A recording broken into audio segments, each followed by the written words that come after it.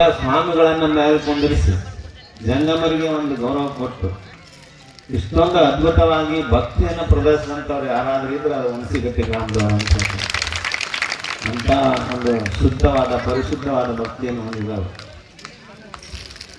ಹಾಗೆಯೇ ರಜತ ಮಹೋತ್ಸವ ಇದೆ, ಅದು 25ನೇ ವರ್ಷ. ನೋಡಿ ಎಷ್ಟು ಸರಳವಾಗಿ ಆಚರಿಸ್ಕೊಂಡಿದ್ದಾರೆ, ಅಷ್ಟೇ ಅದ್ಭುತವಾಗಿ ಸಾಮೂಹಿಕ ವಿವಾಹವನ್ನು ಮಾಡಿದ್ದಾರೆ. ಈ ಸಾಮೂಹಿಕ ವಿವಾಹ ಇವತ್ತಿನ ನಿರ್ಮಾಣಗಳಲ್ಲಿ ಹೆಚ್ಚಾಗಬೇಕಾಗಿದೆ. ಮೇಲಾಗಿ ಯಾರೂ ರೈತರು ಕನ್ಯೆ ಕೊಡ್ತಾ ಇಲ್ಲ. ನಮ್ಮ ಕಡೆ ಅಂತ ಅಮಾಸಿಗೊಮ್ಮೆ ಒಂದು 2,000-3,000 ಜನ ಹುಡುಗರು ಬಂದಿರ್ತಾರೆ, ಕನ್ಯೆ ಸಿಗೋಲ್ರಿ ಅಪ್ಪ ಅಂತ ನಾ ಏಜೆಂಟ್ ಅಂಡ್ಲೆ ಮಗನ ಅಂತೀನಿ. ಹೌದಿಲ್ಲ, ನಾವು ಒಂದು ಸ್ವಲ್ಪ ಉತ್ತರ ಕನ್ನಡ ಭಾಷೆ ಮಾತಾಡ್ತೀನಿ, ಮತ್ತೆ ಬೇರೆ ಹೊಡ್ಕೊಂಡು ಮತ್ತು ಮುಂದಿನ ಸರಿ ಕರ್ಸೋದು ಬಿಟ್ಟಿರ್ತೀವಿ. ನಮ್ಮ ಭಾಷೆ ನಮ್ಮ ಗಂಡು ಮಟ್ಟಿದ ನಾಡಿನ ಭಾಷೆ ಹಿಂಗೆ ಮಾತಾಡ್ತೀವಿ ನಾವು. ಆದರೆ ಏನಪ್ಪ, ರೈತರಿಗೆ ಕನ್ಯಾ ಕೊಡಬೇಕು ಅಂತೇಳಿ ಮೊನ್ನೆ ಒಂದು ಭಾಷಣದಲ್ಲಿ ಹೇಳಿದ್ದೀನಿ ನಾನು.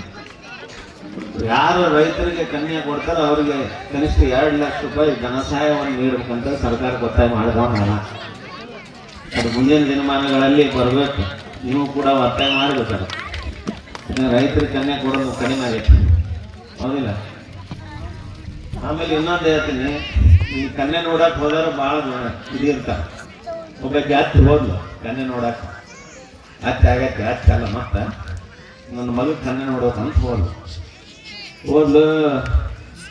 ಅಲ್ಲಿ ಕನ್ಯೆ ನೋಡಕ್ಕೆ ಹೋದಾಗ ನಾವು ಸಾಂಗಳು ಇರ್ತೀವಲ್ಲ ನಡಕ್ಕೆ, ಮತ್ತೆ ಕನ್ಯೆ ತೋರ್ಸಾರ ನಾವು ಅಲ್ಲಿ ಹೋದಾಗ ಹೇಳಿಲ್ಲ ಏನು, ನಮ್ಮ ಅವು ಭಾಳ ಕಂಡೀಷನ್ ಇದ್ವು ಹತ್ತಿವು.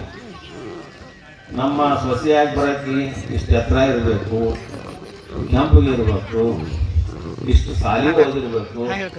ಒಂದು 108 ಕಂಡೀಷನ್ ಹಾಕಿಲ್ಲ. ಎಷ್ಟು ಹಾಕಿಲ್ಲ? 108 ಕಂಡೀಷನ್ ಹಾಕಿಲ್ಲ.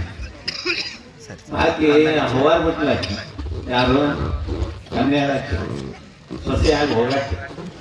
ಆಮೇಲೆ ನಾವು ಸಾಂಗಳು ಇರ್ತೀವಲ್ಲ, ಕೇಳ್ತೀವಿ, ಆಯ್ತವ ನಿಮ್ದೆಲ್ಲ ಕಂಡೀಷನ್ ಒಪ್ಕೊಂತೀವಿ, ಯಾಕೆ ಲಗ್ನ ಮಾಡ್ಕೊಂಡಾಗಿರೋ ಒಂದು ಕಂಡೀಷನ್ ಕೇಳೋಣಲ್ಲ ಅಂತ ಕೇಳ್ರಿ ಕನ್ಯಾ ಕೇಳಿದ್ನ. ನೋಡುವ ಈಗಂತೂ ಅವ್ರದ್ದು ಇಷ್ಟು ಕಂಡೀಷನ್ ಐತಿ, ನಿಂದು ಏನಾರ ಕಂಡೀಷನ್ ಐತೆ ನಾನು ಕೇಳಿದ್ನ.